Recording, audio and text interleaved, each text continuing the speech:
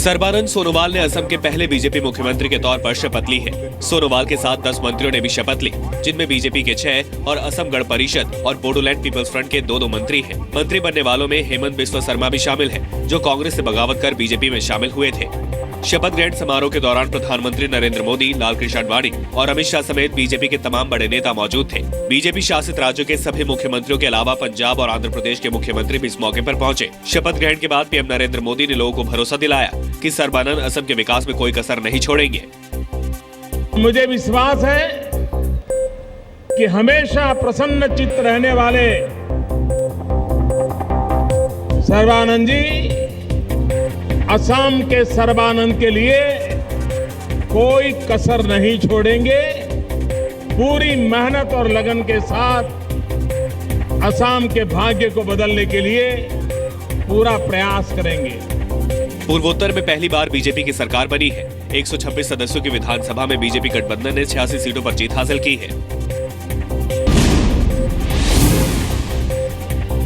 Common medical entrance test यानी NEET पर अध्यादेश को राष्ट्रपति ने मंजूरी दे दी है। अब राज्य को इस साल ये छूट होगी कि वो एमबीबीएस और बीडीएस की सीट के लिए खुद टेस्ट करवाएं या नीट का हिस्सा बने। हालांकि सभी प्राइवेट और डीम्ड यूनिवर्सिटी में दाखिला नीट के जरिए ही होगा। केंद्र सरकार बड़े स्पष्ट मंशा से जो सुप्रीम कोर्ट का आदेश है उसी को स्पिरिट में लागू करने के लिए हम अग्रसर हुए। 11 अप्रैल को सुप्रीम कोर्ट ने मेडिकल के लिए होने वाली अलग अलग प्रवेश परीक्षा को खत्म कर सिर्फ नीट को मंजूरी दी थी। इस बार नीट 2 चरणों में हो रहा है। पहला चरण 1 मई को हुआ, जबकि दूसरा चरण 24 जुलाई को होगा। लेकिन नीट के सिलेबस और क्षेत्रीय भाषा को आधार बनाकर केंद्र ने इस साल राज्य को नीट से अलग रखने के लिए अध्यादेश को मंजूरी दी है। कांग्रेस का आरोप है कि सरकार प्राइवेट मेडिकल कॉलेज का पक्ष ले रही है। हम अनुरोध करेंगे प्राइवेट मेडिकल लॉबीज का के पक्षधर बनना बंद करिए और छात्रों और उनके माता पिता के बारे में सोचिए, ताकि बेहतरीन डॉक्टर इस देश को मिल सके। सुप्रीम कोर्ट में ट्रिपल तलाक के खिलाफ एक और याचिका दाखिल की गई है, जिसमें 3 तलाक को संवैधानिक बताते हुए कहा गया है कि मुस्लिम महिलाओं के मानवाधिकार और मूल अधिकारों का हनन है। सुप्रीम कोर्ट में ट्रिपल तलाक के खिलाफ याचिका दाखिल करने वाली सामाजिक कार्यकर्ता बदर सईद ने कहा है कि तलाक पर कानून बनाने का अधिकार सिर्फ कोर्ट को है, किसी और को नहीं। बदर सईद की याचिका से पहले सुप्रीम कोर्ट में उत्तराखंड की सायरा बानो और जयपुर की आफरीन की ओर से ट्रिपल तलाक के खिलाफ याचिका दायर की गई है। स्मार्ट सिटी की लिस्ट में देश के 13 और शहरों का नाम जुड़ गया है। फास्ट ट्रैक कंपटीशन के आधार पर 23 में से 13 शहरों को स्मार्ट सिटी घोषित किया गया है। लखनऊ पहले नंबर पर रहा, तेलंगाना का वारंगल दूसरे, हिमाचल प्रदेश का धर्मशाला तीसरे, चंडीगढ़ चौथे, छत्तीसगढ़ का रायपुर 5वें, न्यू टाउन कोलकाता 6ठे, बिहार का भागलपुर 7वें, पणजी 8वें, अंडमान निकोबार का पोर्ट ब्लेयर 9वें, मणिपुर का इम्फाल 10वें, झारखंड का रांची 11वें, त्रिपुरा का अगरतला 12वें और हरियाणा का फरीदाबाद 13वें नंबर पर रहा। ये शहर पहले खराब रैंकिंग की वजह से पिछड़ गए थे।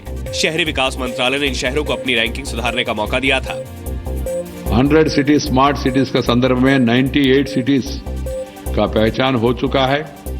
497 अमृत सिटीज का भी 5 साल का योजना भी बन चुका है। पहले राउंड के तहत 20 स्मार्ट सिटी का ऐलान जनवरी में किया जा चुका है।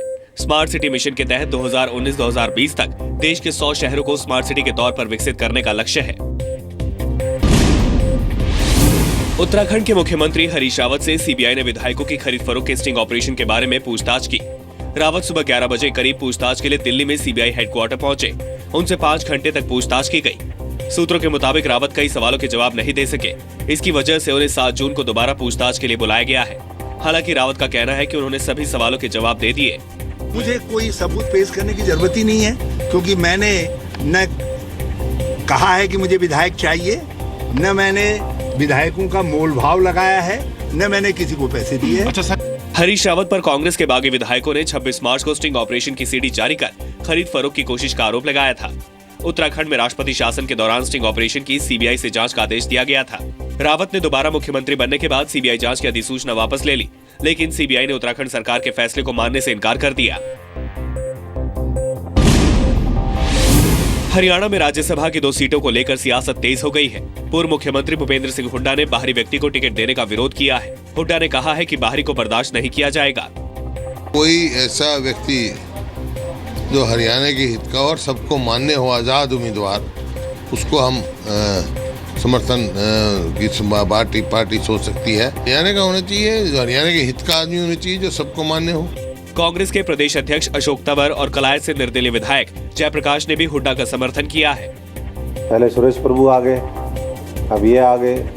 क्या मामला है, क्या है? नंबर तो इनेलो के पास भी नहीं और कांग्रेस के पास भी नहीं। हरियाणा का कोई साथी होता तो ज्यादा बेहतर होता। किसी भी पार्टी ने बाहरी व्यक्ति का टिकट देने का काम किया तो हरियाणा प्रदेश की जनता और हम लोग इसका विरोध करेंगे।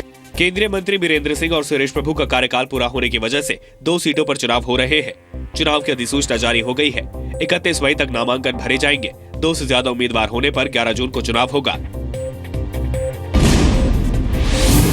आज पटना से दिल्ली आ रही एयर एम्बुलेंस के इंजन फेल होने की वजह से खेत में इमरजेंसी लैंडिंग करानी पड़ी।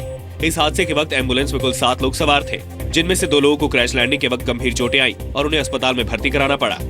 बिल्कुल नीचे आ रखा था। यहाँ से प्लेन बहुत नीचे आके मतलब यू टर्न ले जाते हैं। मैं सोचा यू टर्न के लिए है। मैंने देखा कि हमारे खेत में बहुत बड़ा पेड़ है नीम का और शीशम का, उससे टकरा के आया। मैं नहर पे खड़ा होकर देखा तो यहाँ पे सड़क पे टकराया था। पहले हमने आगे देखा तो यहाँ पे 7 बंदे थे, जो हमने उसको प्लेन से निकाला। प्लेन के पायलट ने दोपहर करीब 2:30 बजे पटना एटीसी को बताया था कि एयर एम्बुलेंस के दोनों इंजन एक एक करके सीज हो गए। फिर प्लेन का संपर्क एटीसी से टूट गया। टोटल 7 आदमी थे, इंक्लूडिंग 2 पायलट्स। वो सारे के सारे सेफ है। इसका इनिशियली एक इंजन शटडाउन हो गया था और सब्सिक्वेंटली दूसरा इंजन भी शटडाउन हो गया और एयरक्राफ्ट को फोर्स लैंड करना पड़ा। एयर एम्बुलेंस से पटना से एक मरीज को गुड़गांव के अस्पताल में शिफ्ट करने के लिए लाया जा रहा था। सिविल एविएशन मिनिस्ट्री ने हादसे की जांच के आदेश दे दिए हैं। दिल्ली में बिजली पानी की दिक्कत को लेकर आज बीजेपी और कांग्रेस ने केजरीवाल सरकार के खिलाफ प्रदर्शन किया।